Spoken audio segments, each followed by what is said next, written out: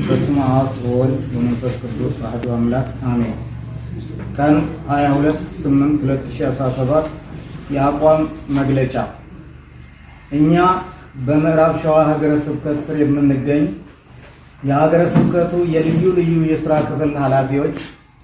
የ28ቱም ወረዳ ቤተ ክህነት ሊቃነ ካህናትና ጸሐፊዎች፣ የገዳማትና የአድባራት አስተዳደሮችና ሰባኪያነ ወንጌል፣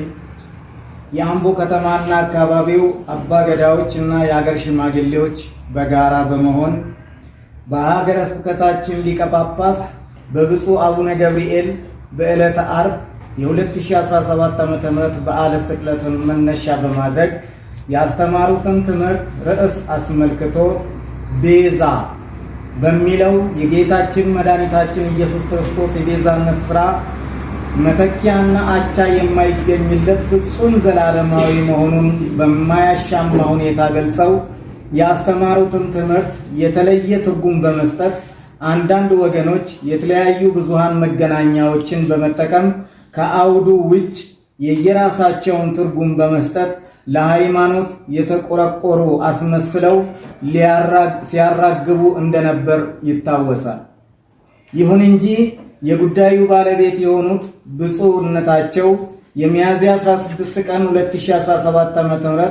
ሐሙስ ዕለት የዋሃን እና ንጹሃን ምዕመናን እንዳያዝኑ የጠየቁትን ይቅርታ በቂና ወቅታዊ ቢሆንም ነገር ግን ስም የማጥፋት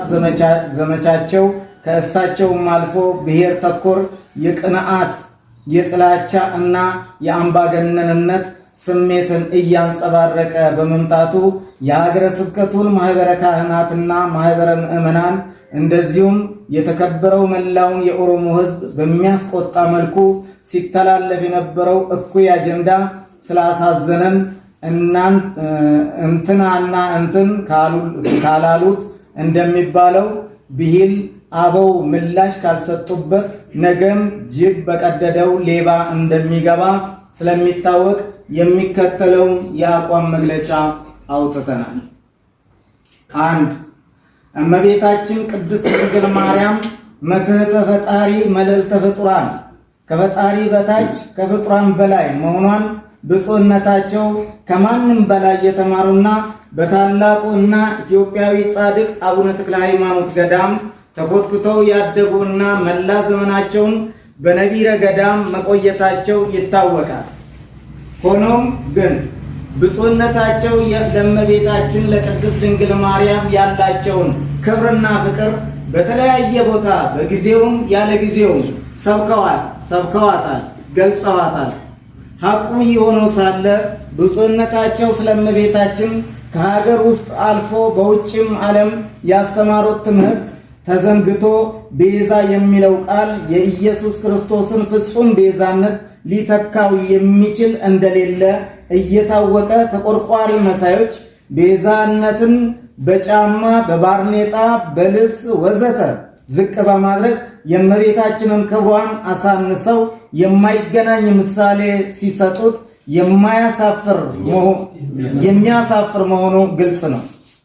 ምክንያቱም የዮሴፍ ቤዛነት ለስንዴ፣ የሙሴ ቤዛነት ለሕዝበ እስራኤል ቤዛነት ቢሆንም በወቅትና በቦታ የተገደበ ቤዛነት ሆኖ እናገኛለን። ነገር ግን የዕለቱ የትምህርት ርዕስ ስህተት አለው ተብሎ ቢታመን እንኳ የሚመለከተው አካል አቅርቦ መምከር እና ማብራሪያ መስጠት ሲገባው በጭፍን ጥላቻ ተቃውሞ በመነሳሳት የማይመለከታቸው ጥቂት ግለሰቦች የጀመሩትን ጸባጫሪነት ወደ ሌሎችም እያዛመተ አግባብነት የሌለው ዋጋ የሚያስከፍልና ሕገወጥ ድርጊት መሆኑን እንቃወማለን። 2. የብፁዕነታቸውን ሹመት አስመልክቶ በተለያየ የብዙሃን መገናኛ ዘዴዎች እየተላለፈ የሚገኘውን የጥቂት ግለሰቦች የዘለፋ አጀንዳን በተመለከተ የኮታ ጵጵስና ሹመት በሚል ለሚነዛው የብሔር ነቀፋ ቀደም ሲል የኦርቶዶክስ ሃይማኖት ለአንድ ብሔር ተወስኖ የተሰጠ በሚመስል አሳቤና የተሳሳተ አባባል ሲንጸባረቅ የቆየው ዛሬም በይፋ እየደገመ ስለሆነ እንዲቆምልን እየጠየቅን ይህ ሳይሆን ቢቀር መብታችንን ለማስከበር አስፈላጊ የሆነውን መስዋዕትነት በመክፈልም ቢሆን ወደ ኋላ የማንመለስ መሆኑን አበክረን እንገልጻለን።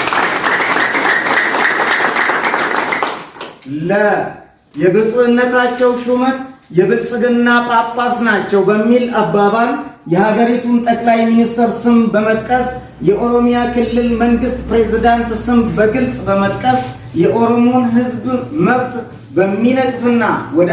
አላስፈላጊ ጥላቻ ሊያደርስ የሚችል ሁከትና ቅስቀሳ ላይ የተሰማሩ ግለሰቦችና ቡድኖች ከዚህ እኩይ ድርጊታቸው እንዲቆጠቡ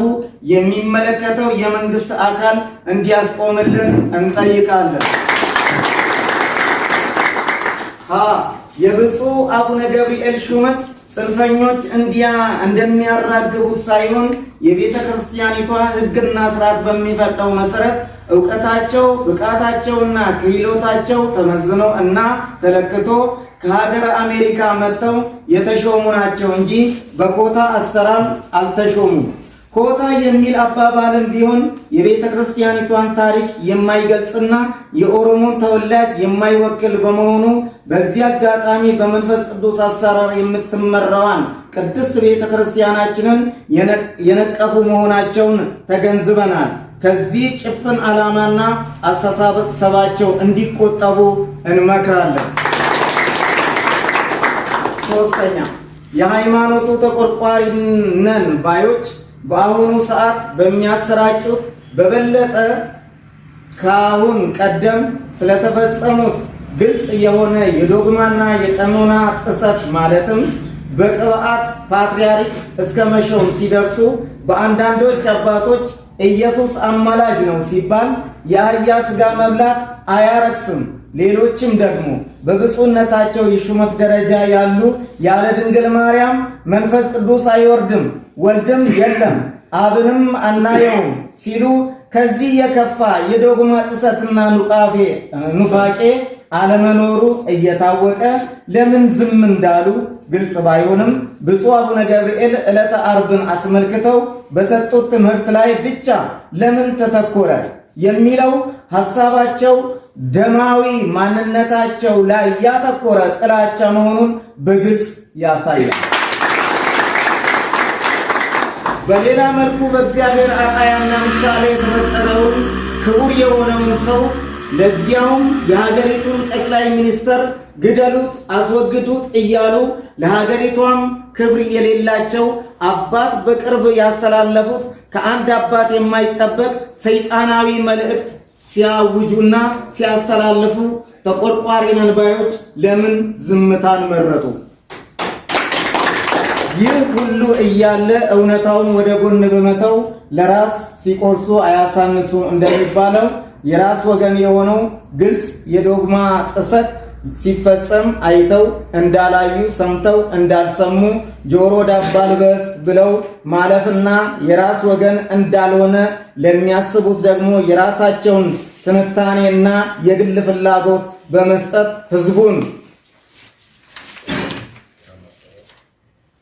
ግራ ማጋባት አግባብነት የሌለው መሆኑን ይታወቃል። ከዚህ ህገወጥ ተግባራቸው እንዲታቀቡ በአጽንኦት እንጠይቃለን።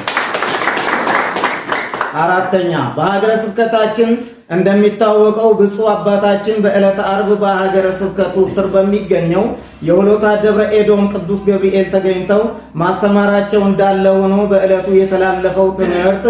የተቀዳው ቀደም ብሎ ማክሰኞ ዕለት ማለትም ሚያዝያ 7 ቀን 2017 ዓ.ም መሆኑን ግልጽ ቢሆንም ተቆርቋሪ ነን ባዮች የሚዲያ ላይ አንበሶች በበዓለ ስቅለት ብፁዕነታቸው እንዳላስተማሩ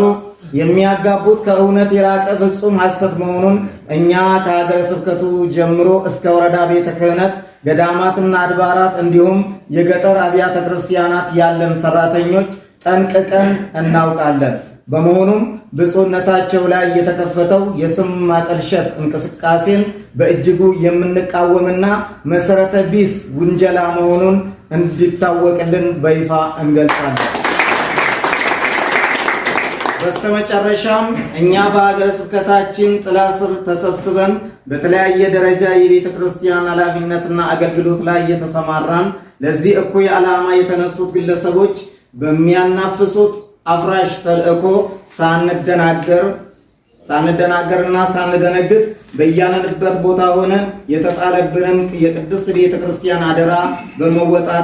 ከመወጣትም ባሻገር በየጊዜው ለሚነሳብን ሁከትና የብሔር ነቀፋ እንደውም በሃይማኖት ሽፋን ለሚደርስብን ችግር ዝም ብለን የማንታገስና ቆመን የማናይ መሆኑን እየገለጽን ይህን የአቋም መግለጫ የምትከታተሉ የኦሮሚያ ክልል ባለስልጣናት፣ የክልሉ ተወላጆች ሁላችሁም ጉዳዩ ያነጣጠረው በሃይማኖት ሽፋን በኦሮሞ ሕዝብ ላይ የተነሳሳ አደገኛ ሴራ መሆኑን አውቃችሁ የበኩላችሁን አስተዋጽኦ እንድታደርጉ አበክረን እናስገነዝባለን። ሚያዝያ 22 ቀን 2017 ዓ.ም አምቦ ኢትዮጵያ